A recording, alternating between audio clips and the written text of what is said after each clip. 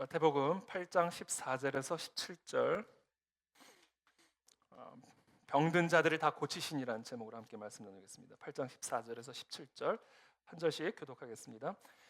예수께서 베드로의 집에 들어가사 그의 장모가 열병으로 앓아 누운 것을 보시고 그의 손을 만지시니 열병이 떠나가고 여인이 일어나서 예수께 수종들더라. 저물매 사람들이 귀신 들린 자를 많이 데리고 예수께 오거늘 예수께서 말씀으로 귀신들을 쫓아내고 병든 자들을 다 고치시니 이는 선지자 이사야를 통하여 하신 말씀에 우리의 연약한 것을 친히 담당하시고 병을 짊어지셨도다 함을 이루려 하심이더라. 아멘. 병든 자들을 다 고치시니, 하나님이 우리의 모든 병들을 고쳐주실 것을 여러분 믿으십니까? 네. 오늘날 우리 현대인들의 신앙이 좀 지나치게 이성적인 신앙이 되어버렸습니다. 좀 지나치게 과학적인 신앙을 갖게 되었습니다. 물론 우리는 과학을 반대하지 않죠. 우리는 과학을 반대하는 것이 아니라 과학을 초월하는 겁니다. 신앙은 절대로 이성을 반대하지 않습니다. 이성을 초월하죠. 그러나 오늘날 우리의 신앙들이 종종 우리의 이성의 제한을 받고 있고 우리의 과학이라고 하는 현대 문명의 제한을 받는 경우들이 얼마나 많이 있는지 모릅니다. 저는 오늘 우리 이 시간 우리 예배 가운데 우리의 질병들이 나음을 얻는 기적의 역사가 일어나게 되기를 기대합니다. 여러분들의 삶에 기적을 기대하시기를 축복합니다. 젓가락질이나 신발끈을 묶는 것 같은 작고 사소한 일에서부터 비행기가 하늘을 나는 크고 복잡한 일에 이르기까지 어떤 일이 이루어지는 데에는 방법이 있습니다. 이 자연 세계를 다스리고 있는 질서와 원리를 이해하고 그것을 적절하게 활용을 하면 우리는 하늘을 날 수도 있고 물 위를 걸을 수도 있습니다. 사람의 힘으로 들 수도 없는 그 거대한 금속이 하늘을 날잖아요.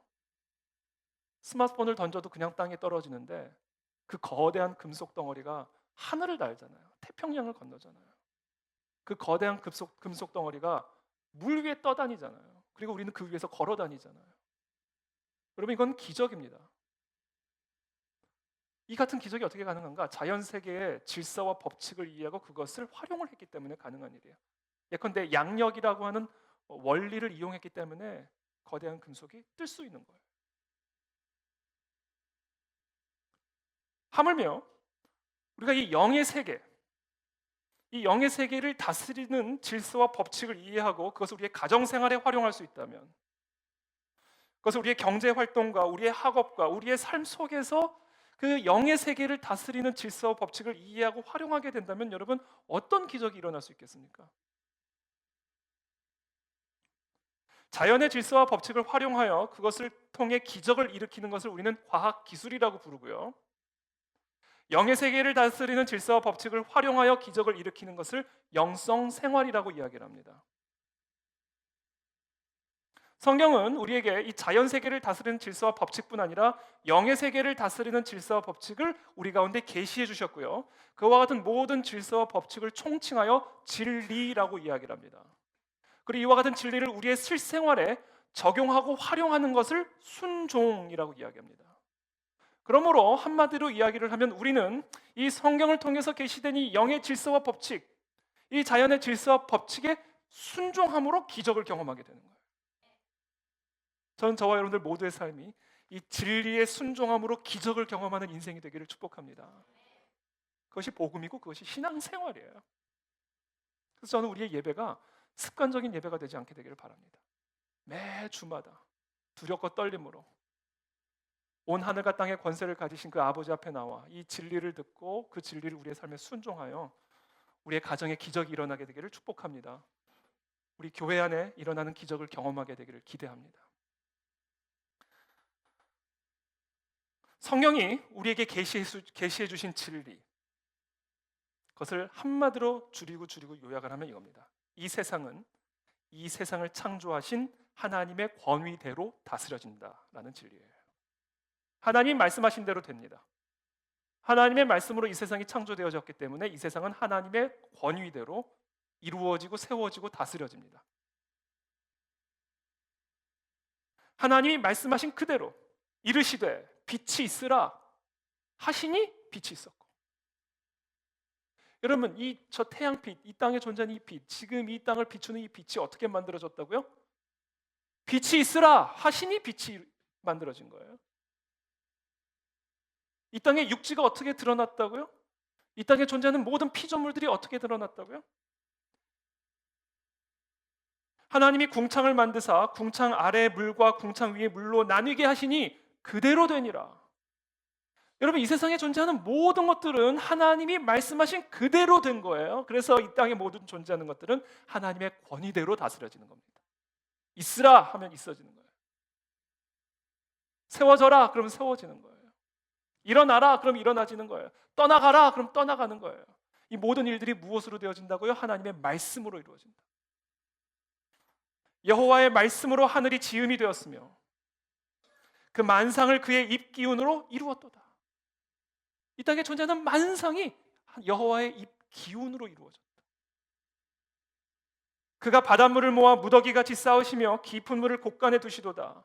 온 땅은 여호와를 두려워하며 세상의 모든 거민들은 그를 경외할지어다. 그가 말씀하심에 이루어졌으며 명령하심에 견고히 섰도다. 여호와께서 나라들의 계획을 폐하시며 민족들의 사상을 무욕해 하시도다. 여호와의 계획은 영원히 서고 그의 생각은 대대에 이르리로다. 이 땅에 존재하는 모든 것, 온 하늘과 땅의 권세를 가지신 여호와 하나님의 권위가 다스려진다. 권위가 다스린다. 권위대로 다스려진다. 이게 성경을 통해 우리에게 계시하고 계시는 진리입니다. 그 하나님의 마음을 움직일 수 있는 권세, 모든 것이 하나님의 말씀대로 이루어지고 권위대로 다스려지고 있는 그 여호와 하나님의 마음을 움직일 수 있는 권세가 바로 우리의 기도에 담겨져 있다는 거예요. 저와 여러분들의 기도가 모든 만물을 다스리시는 하나님의 권위대로 이루어지는데 그 하나님의 마음을 움직일 수 있다는 거예요. 우리의 기도가. 하나님이 소돔을 멸하기로 작정하셨잖아요. 근데 아브라함의 기도 때문에 50명에서 45명, 40명, 30명, 20명, 10명까지 낮아지잖아요. 애굽의 앞자에서 울부짖는 그 고통을 들으시고 온 하늘과 땅의 권세를 가진 여호와께서 개입하여 변화시키잖아요. 여러분, 온 모든 만물은 여호와 하나님의 권위대로 다스려지는데 그 여호와의 마음을 움직일 수 있는 권세가 저와 여러분들의 기도에 담겨져 있다는 거예요. 내가 진실로 너희에게 이르노니 누구든지 이 산더러 들려 바다에 던져지라 하며 그 말하는 것이 이루어질 줄을 믿고 마음에 의심하지 않으면 그대로 되리라. 그대로 되리라는 거예요. 그대로. 이게 이 땅을 지배하는 질서고 법칙이에요. 하나님이 말씀하시는 그대로 되는 거예요. 근데 그 하나님의 마음을 움직일 수 있는 기도가, 권세가 우리의 기도에 있다라는 거예요. 그러므로 내가 너에게 말하노니 무엇이든지 기도하고 구하는 것은 받은 줄로 믿으라. 그리하면 너에게 그대로 되리라. 그대로 되리라. 이게 진리입니다. 백부장이 이해하고 있었던 원리가 바로 이거예요. 그는 자신의 이 군대 삶 속에서 모든 것이 권위대로 움직이는 것을 피부적으로 체험적으로 깨달은 사람입니다. 윗사람이 아랫사람한테 명령하면 명령한 그대로 되니라. 이거를 경험한 거예요. 군대 안에서. 그 세계관으로 예수님을 보니 예수님은 세상에서 가장 높은 분이거든요. 온 하늘과 땅의 모든 권세를 가지신 분이거든요. 그러니 그분이 말씀하시면 그대로 내 하인이 나을 것을 믿은 거예요. 굳이 집으로 안 가셔도 말씀만 하시면 그대로 될 것을 믿은 겁니다. 그 믿음을 보고 예수님이 깜짝 놀란 거예요.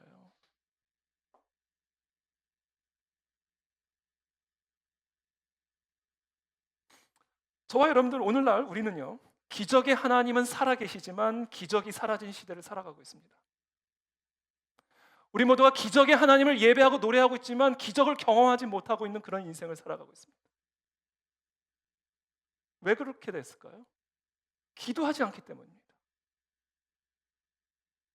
기도가 사라졌기 때문에 기적이 사라진 거예요. 기도가 살아나면 기적이 살아납니다. 기도해 보십시오. 기적이 일어납니다. 기도하지 않기 때문에 우리는 더 이상 기적이 사라진, 기적을 경험하지 못하는 그런 시대를, 그런 삶을 살아가고 있다는 거예요. 아프면 우리 병원만 가잖아요. 교회는 빼먹어도. 예배보다 병원 가는 게 더 중요해지잖아요. 우리의 신앙이 이 물질 세계에 갇혀 있는 거예요. 그게. 저는요, 우리가 아플수록 교회 나오게 되기를 축복합니다, 여러분. 애가 아프면요, 그 아픈 애를 데리고 교회 나오세요. 성령 충만한 임재 속에서 그 아이가 치유를 받는 거예요, 여러분. 왜 아프다고 교회를 빼먹습니까? 왜 피곤하다고 예배를 빼먹습니까? 생명이 거기에 있고 살 길이 거기에 있는데 왜 거기에 아이들을 데리고 나오지 않냐? 그게 왜 그러냐? 우리가 더 이상 기적을 기대하지 않기 때문에 그래요. 하나님이 정말 죽은 자도 살리실 수 있고 병든 자도 치유할 수 있다는 사실을 더 이상 말로만 믿지 마음의 중심으로 인정하지 않기 때문입니다. 저는 그게 부셔지게 되기를 축복합니다.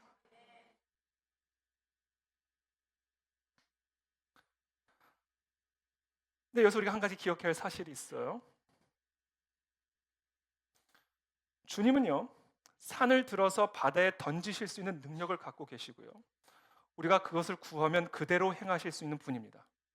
믿으시죠? 근데 조건이 있어요. 주님도 그것을 원하신다면 그 일이 이루어집니다. 그를 향하여 우리가 가진 바 담대함이 이것이니, 예수 그리스도 온 하늘과 땅의 권세를 가지신 그분을 향하여 갖고 있는 우리의 담대함이 이것이니, 그의 뜻대로 무엇을 구하면 들으십니다.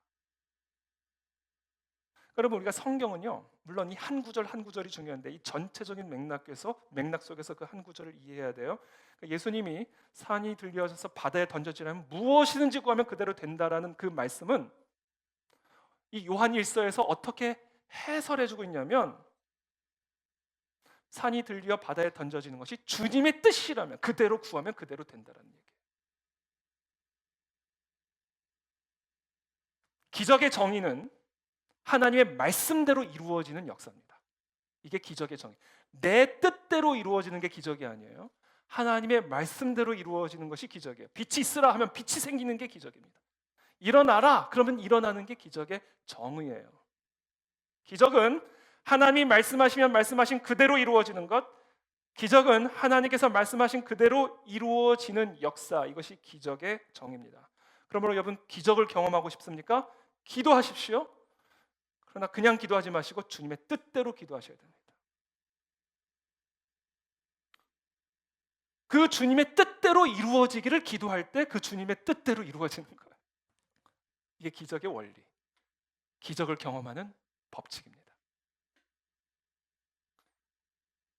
그렇다면 우리는 주님의 뜻을 어디서 발견할 수 있을까요? 우리가 어떻게 주님의 뜻을 알 수 있을까요? 주님의 뜻은 곧 하나님의 말씀이에요. 이 말씀대로 기도하면요, 말씀대로 이루어집니다. 그게 기적의 정의예요. 그래서 저와 여러분들은 온 하늘과 땅의 권세를 가지신 그 하나님 아버지께, 우리 주 예수 그리스도께 기적을 기대하며 기도하되, 우리는 이 말씀대로 기도해야 합니다. 날마다 이 말씀을 묵상하며 이 말씀을 통해서 이 성령과의 사귐 속에서 내게 들려주시는 그 성경의 말씀, 약속의 말씀을 붙들고 새벽마다 밤마다 그 말씀대로 기도할 때 우리의 삶 속에 그 말씀대로 이루어지는 것을 경험하게 될 것입니다. 그게 바로 기적의 정의고 질서고 원리고 법칙이다.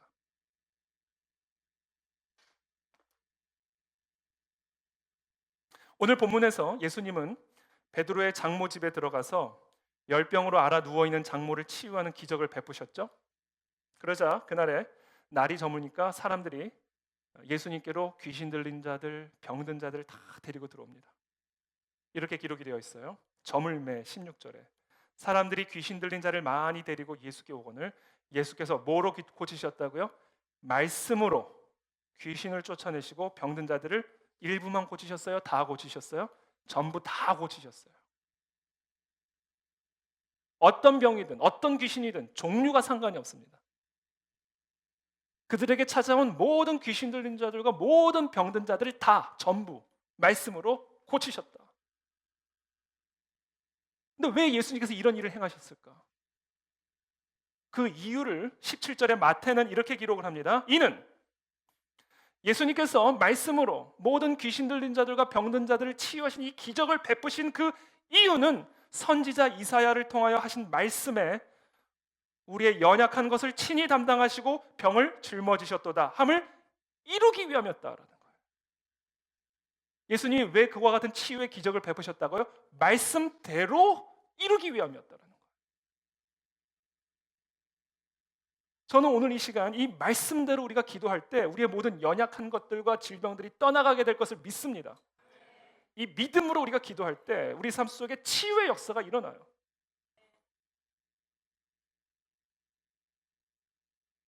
이 약속의 말씀은 여전히 살아계신 하나님의 말씀입니다.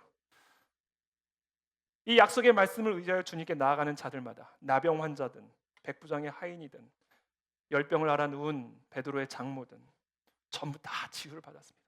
저는 오늘 이 예배를 통하여 우리는 이와 같은 기도를 드리기를 소원합니다.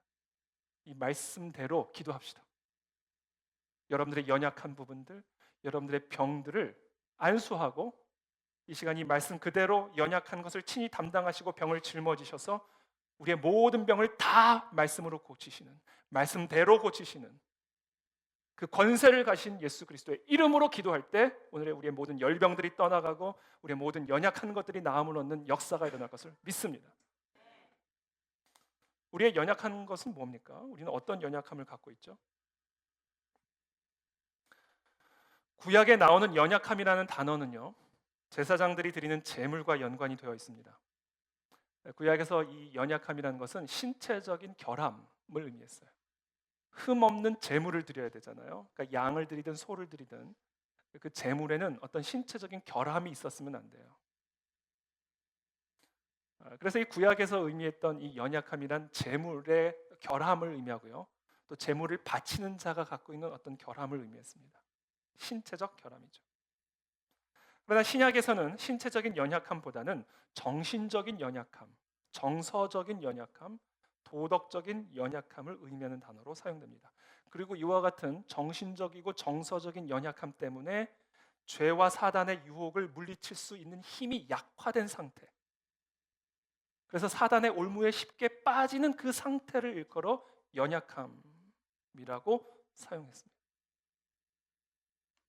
예를 들면 이런 거예요. 두려움이라고 하는 정서적 연약함 때문에 거짓말을 쉽게 하죠.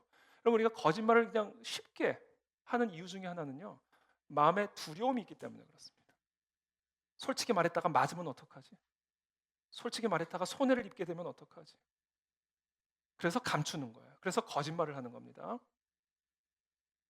그래서 마음에 두려움이 많은 사람은 거짓말이 삶의 일상이 되고요, 결국 모래성을 짓는 삶이 되는 거예요. 한순간에 다 무너져 버립니다. 다 쌓아놨는데 거짓말 토대 위에 쌓아진 인생은요, 한순간에 무너져 버립니다. 두려움 자체는 죄가 아닐 수 있어요. 그러나 그 두려움 때문에 죄의 올무가 쉽게 잡히게 되고 사단의 올무에 쉽게 사로잡히게 되는 거예요. 바로 그와 같은 상태를 연약함이라고 얘기하죠. 또는 감정적인 상처, 감정적인 상처 때문에 쉽게 분노한다든지 쉽게 누구를 미워한다든지 질투를 한다든지 내 안에 있는 상처 때문에 그냥 쉽게 분노해요. 그런 말을 들으면 막 화가 나요. 그런 사람을 보면 막 열병이 올라와요.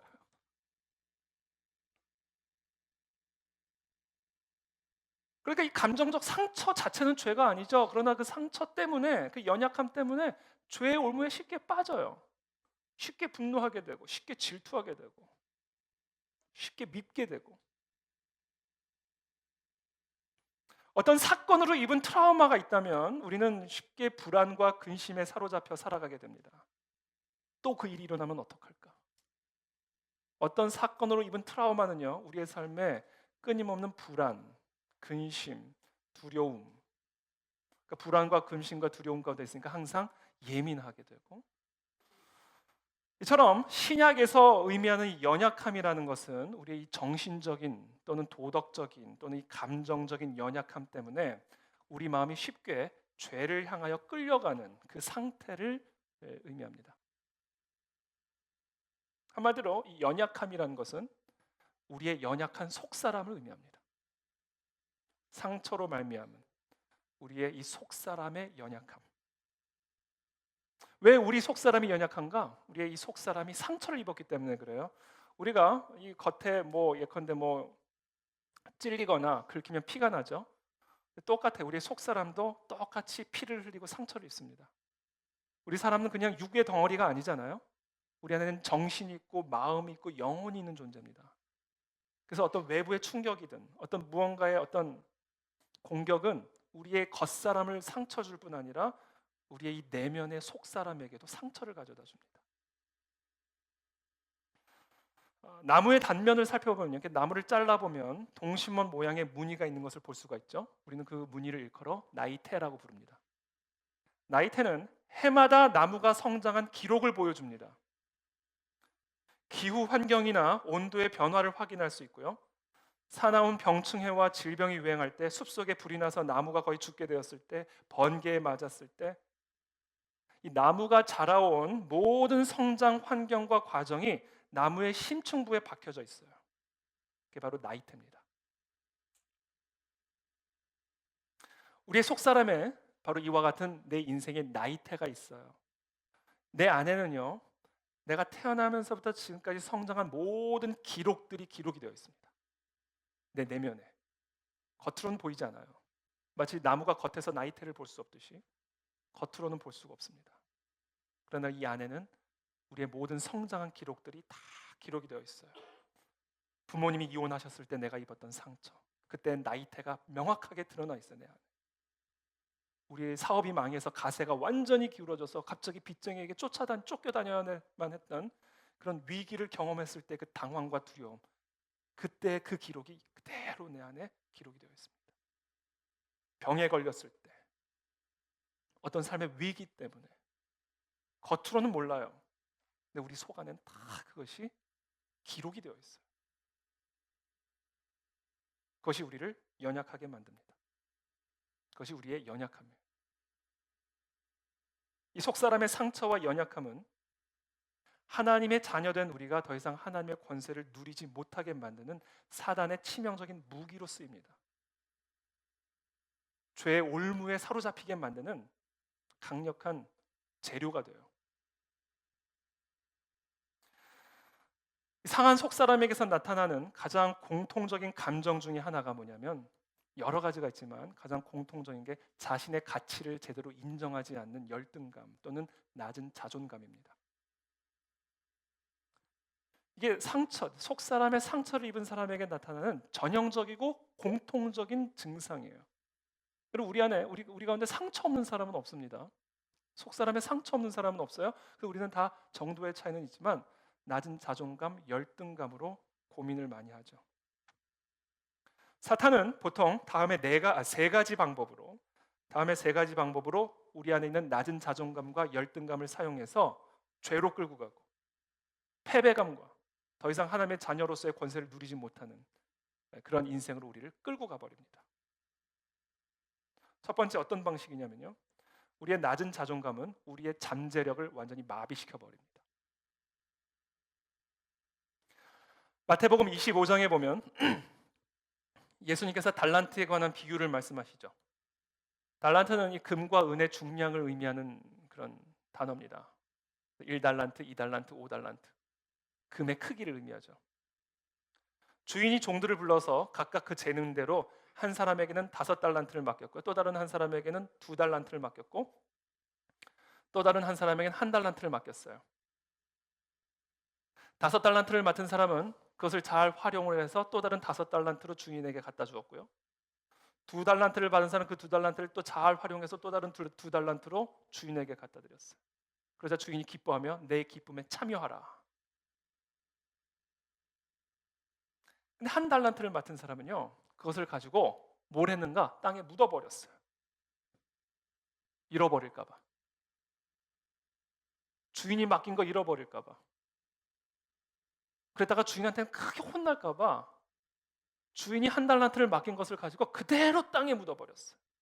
그러면서 이 사람의 마음을 이 사람이 이렇게 표현을 합니다. 너 왜 그렇게 했니? 주인이 그렇게 이야기하자 이렇게 얘기해요.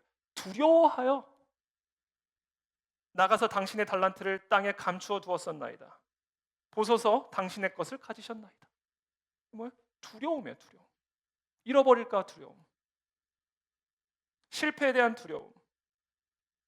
모험을 하는 것에 대한 두려움. 그래서 받은 것마저 다 잊어버릴 거에 대한 그 두려움과 공포 때문에 받은 그 달란트를 그대로 땅에 묻고 주인이 오자 그것을 다시 가져다 줘 버렸어요.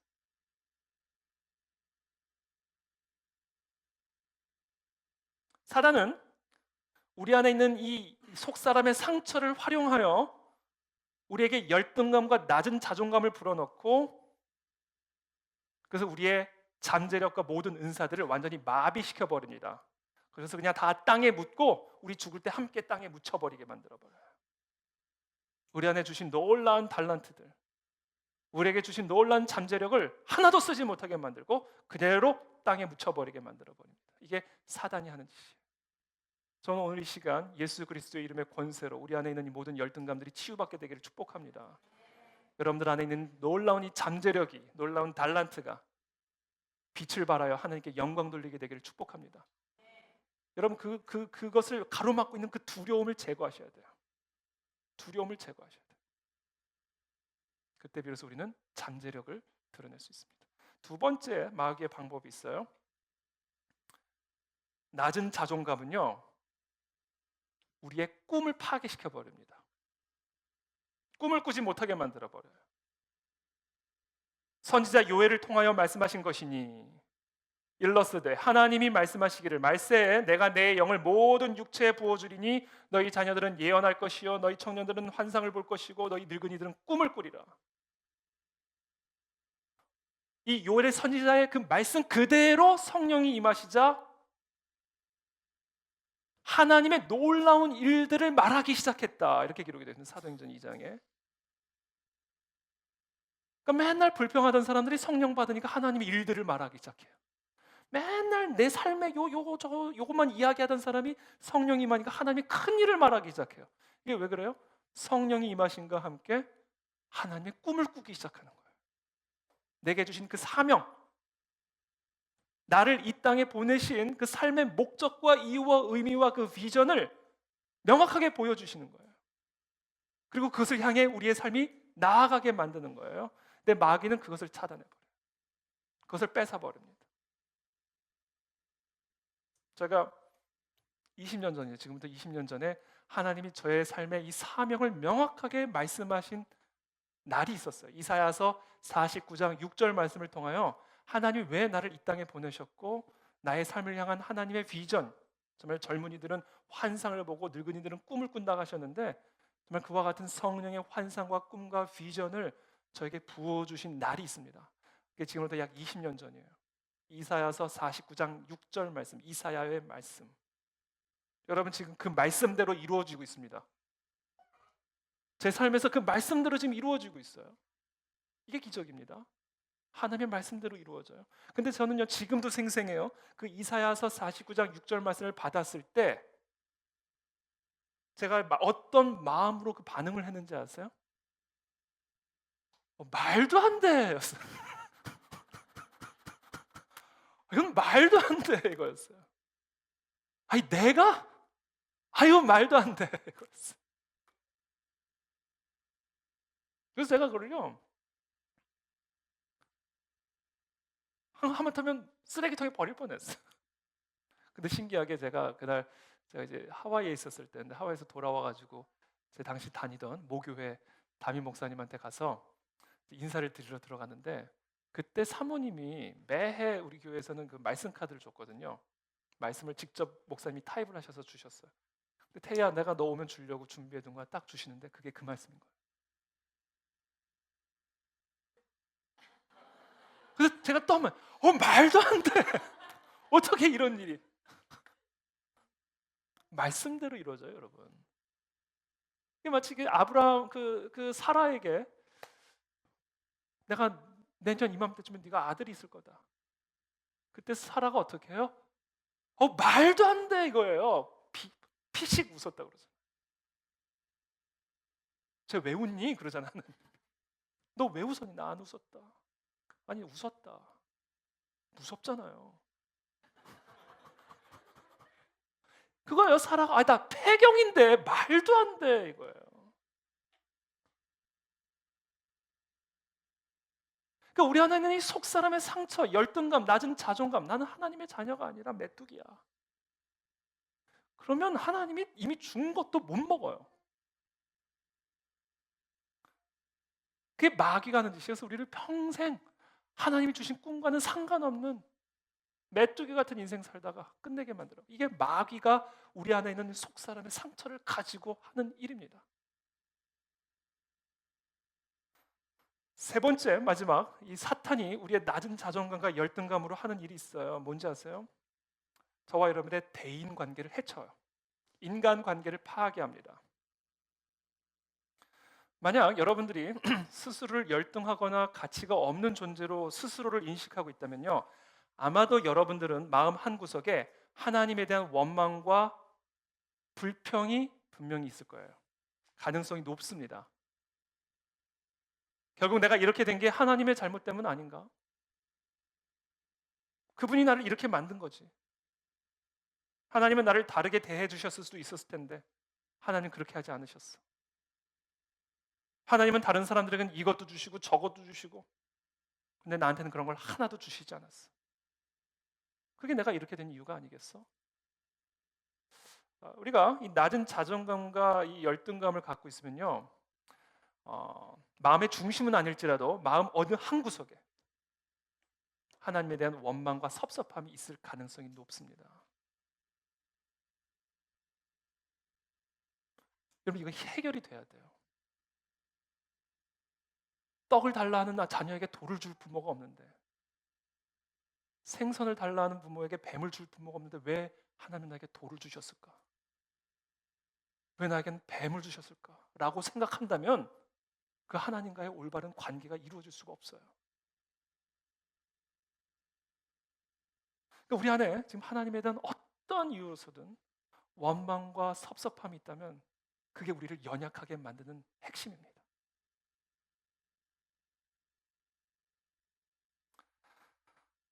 그래서 이처럼 우리 안에 있는 이 낮은 자존감과 열등감은 일단 기본적으로는 하나님과의 관계에 금을 가게 만들어 버려요. 돌을 주신 하나님, 나를 사랑한다면서 뱀을 주신 하나님, 이 생각과 마음이 내 어느 구석에든 남아 있다면 그것은 우리를 연약하게 만들고 하나님과의 관계에 금을 가게 만듭니다. 근데 이 하나님과의 관계만 금을 가게 만드는 것이 아니에요. 더 나아가 사람들과의 관계에 금을 가게 만듭니다. 사람들이 자신 안에 있는 이 열등감과 이 낮은 자존감을 처리하고 이겨낼 수 있는 수단으로 잘 사용하는 것이 사람들을 회피하는 겁니다. 나한테는 없는데 그걸 갖고 있는 사람들과 얘기하는 게 이렇게 편하겠냐고요. 나한테는 없는데 왜 쟤한테는 저게 있지?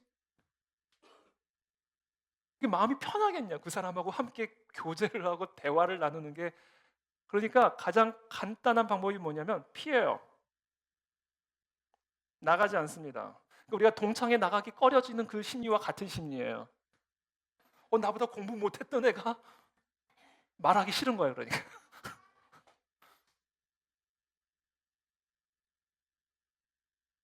그래서 결국 우리의 이 인간 관계에도 금이 가게 되죠.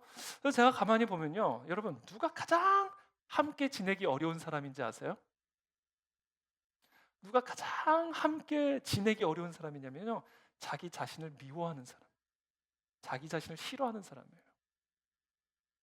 보면 자기 자신을 싫어하는 사람과 함께 지내는 게 참 어려워요. 내가 나를 싫어하는데 상대방을 좋아할 수가 있겠냐고. 이처럼 이 낮은 열등감을 가지고 있는 사람은 그래서 이 대인 관계를 회피하는 경향이 있고요. 어떤 경우는 모임, 그룹 회피하는 경향이 있습니다. 그런데 또 한편으로는 사람에게 절대적으로 의존적인 경향을 보여요. 나는 부족하기 때문에, 나에 대해서는 낮은 자존감을 갖고 있기 때문에 사람들은 회피하지만 나랑 비슷한 사람, 나랑 뜻이 맞는 사람에게는 완전히 의존적으로 가버립니다. 하나님처럼.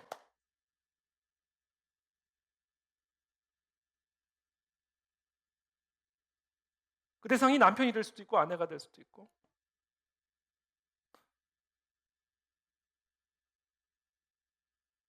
그러니까 지금 제가 이렇게 몇 가지 예를 들어서 설명을 드렸는데요. 이 열등감과 낮은 자존감이 우리를 얼마나 연약하게 만드는지 여러분들이 이해를 하셔야 돼요. 이것이 우리로 하여금 얼마나 사단의 올무에 빠지게 만들어 버리는지를 이해하셔야 됩니다. 근데 여기서 우리가 한 가지 더 이해할 게 있는데요. 이와 같은 감정적이고 정서적인 연약함이 여러분 우리의 육체의 질병의 원인이 된다는 것을 아십니까? 우리의 병든 생각과 감정과 정서가 우리의 몸을 파괴할 수 있어요. 막 화가 나면 막 뒷골이 땡기잖아요. 감정적으로 막 분노하게 되면 심장이 막 떨리잖아요. 그게 1년 365일, 2년 계산은 여러분들이 하세요. 3년, 4년, 5년 매일같이 반복된다고 생각해요. 그 심장이 건강할 수 있겠어요, 여러분? 그 뇌가 건강할 수가 있겠어요? 콩팥이 건강할 수가 있겠냐고요.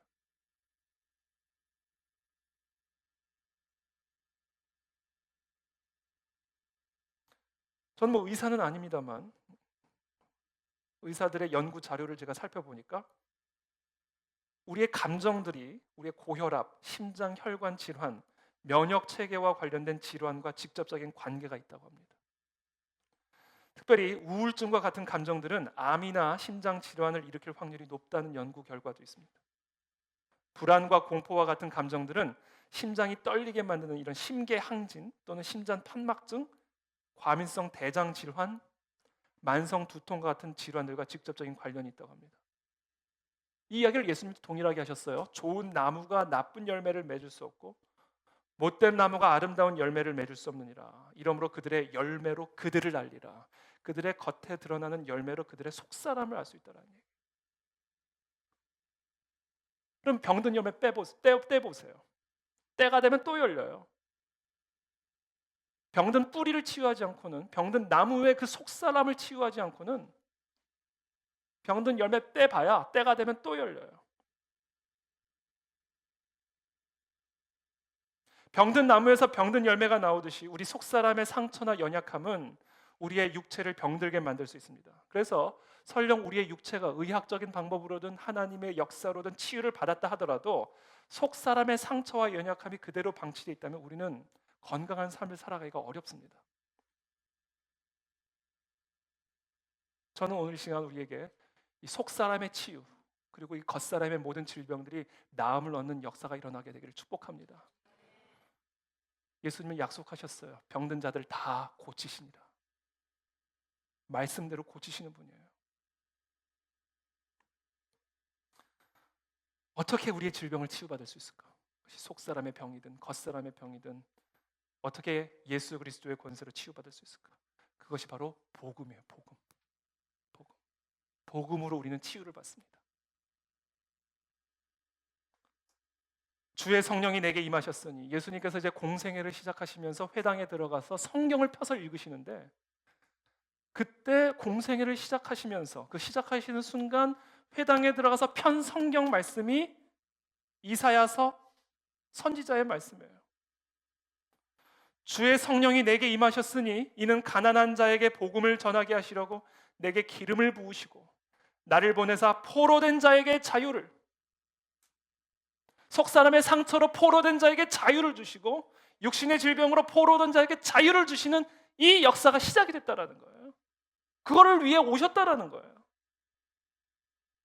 눈먼 자에게 다시 보게 함을 전파하여 눌린 자를 자유케 하고 주의 은혜의 해를, 새로운 시대를, 하나님의 은혜가 다스리고 통치하시는 그 새로운 시대를 선포하기 위해서 내가 왔노라. 사명 선언문입니다. 그러므로 이 복음으로 우리가 치유받을 수 있다는 소식을 선포하지 않는다면 우리는 교회 문을 닫아야 돼요. 그건 교회가 아닌 겁니다. 복음으로 우리가 치유를 경험할 수 없다면 그거는 복음이 아닌 거예요. 예수 그리스도께서 이 땅에 오신 이유, 그리고 이 땅에 오셔서 시작하신 일, 귀신 들린 자를 치유하고 병든 자들을 낫게 함으로 하나님의 나라가 이미 우리 가운데 오셨음을 선포하신 거예요. 그게 복음이고 그게 우리가 존재하는 이유입니다. 그러므로 저는 어떤 소망이 있냐면요, 우리가 정말 이 교회에서 우리 함께 예배를 드릴 때 나도 모르게 나의 병이 치유되어지는 역사가 일어나게 되기를 정말 기대합니다. 우리가 지난주 금요 철야 때도 지난주에 며칠 전이요 금요 철야 때도 제가 기도를 같이 하면서 특별히 아픈 분들을 위해서 함께 기도했어요. 허리 뭐. 근데 우리 김세한 집사님이 끝나고 저한테 오셔서 뭐라고 얘기했냐면 자기가 오기 전에 이비인후과를 다녀왔는데 출장 다녀와서 이비인후과를 갔더니 여기에 멍이 들었대요. 그 뭐 고막에 멍이 들어가지고 너무 아파가지고 손을 넣지도 못했다는 거예요. 근데 예배를 드리는 가운데 깨끗이 괜찮아졌다라는 거예요. 여러분 이런 역사들이 저는 우리 예배 가운데 일어나야 되고 일어날 수 있어요, 여러분. 그래서 제가 아까 얘기한 거예요. 아프면 교회로 나오셔라. 성령의 임재 속에서 치유가 일어납니다. 예배드리고 찬양하는 가운데 나도 모르게 일어나게 돼요. 안진뱅이가 나의 영적인 시선이 그 십자가를 바라보는 순간 나도 모르게 나의 소경된 눈이 열리는 역사가 일어나는 거예요. 그것이 그 자리에서 일어날 수도 있고 내일 일어날 수도 있고 1년 후에 일어날 수도 있고 10년 후에 일어날 수도 있지만 매일매일 예수 그리스도와 연합하는 가운데 나도 모르는 어느 날 치유가 일어나는 겁니다. 저는 이 교회가 그와 같은 치유의 장이 되기를 축복합니다. 내 속사람의 상처, 30년 전에 경험한 그 상처가 여전히 내 안에서도 나를 사로잡아 끌고 가고 있는 그런 인생이 더 이상 아니라 예수 그리스도의 보혈의 능력으로 나음을 얻어 눈을 뜨고 눌린 것으로부터 자유케 되는 살아있는 복음의 능력이 선포되어진 것을 실제로 경험하는 예배가 되기를 축복합니다. 그거 가지고 여러분 기도하십시오. 오늘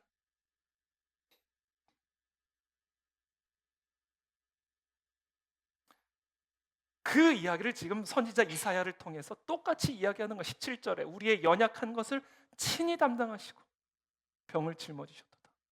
그리고 그 말씀대로 예수님이 오셔서 나병 환자를 치유하시고 중풍병자를 치유하시고 열병을 치유하시고 귀신 들린 자들을 치유하고 계시는 거예요. 십자가의 복음이란 무엇입니까? 우리의 연약한 것을 친히 하나님의 아들께서 담당하시고 짊어지시고 그 모든 우리의 연약함을 짊어지셔서 십자가에 올라가셔서 그것을 진멸시키셨음을 의미하는 겁니다. 그러므로 우리는 더 이상 아플 필요가 없는 거예요. 그러면 우리는 더 이상 상처로 끌려다닐 필요가 없는 거예요. 왜? 예수님께서 이미 우리의 모든 육신의 질병을 안고 십자가에서 그 모든 육신의 질병을 못 박았기 때문에 그래요. 그러므로 저와 여러분들이 오늘 우리가 육신의 아픔이든 또는 속사람의 아픔이든 오늘 시간 그 십자가를 붙드십시오. 믿음으로. 그때 그 십자가의 능력이 우리의 영혼과 육체 안에 흘러 들어오는 것을 경험하게 될 거라고 저는 믿습니다.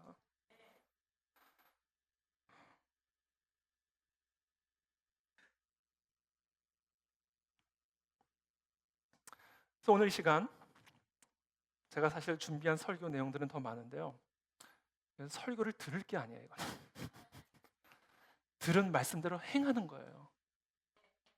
그래서 저는 오늘 이 시간 아픈 분들을 위해서 기도하려고 합니다. 여러분, 오늘 아픈 분들 먼저 우리가 속사람의 아픔부터 우리가 함께 기도합시다. 속사람의 연약함을 가지신 분, 그래서 그 연약함 때문에 날마다 끌려가는 분, 분노에 끌려가고 미움에 끌려가고 질투에 끌려가는 분, 여러분 그런 분들이 계신다면 여러분 그 자리에서 일어나게 되길 바랍니다. 나오세요. 우리 찬양 한 곡 할 텐데 그냥 나오세요.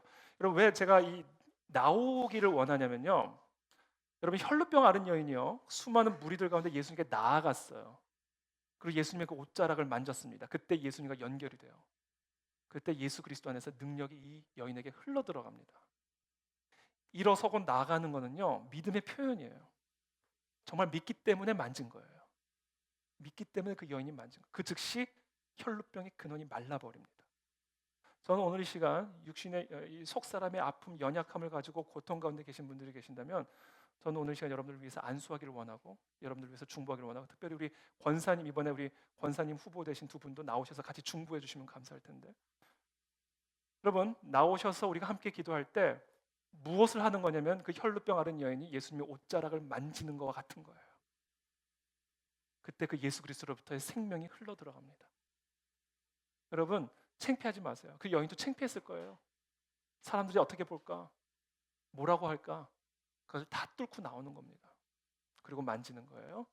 오늘 이 시간 함께 나오셔 여기 그냥 서 계시면 제가 안수해드리고 또 우리 함께 중보할 텐데요. 창피하지 마시고 나오시고 우리 찬양 한 곡 합시다.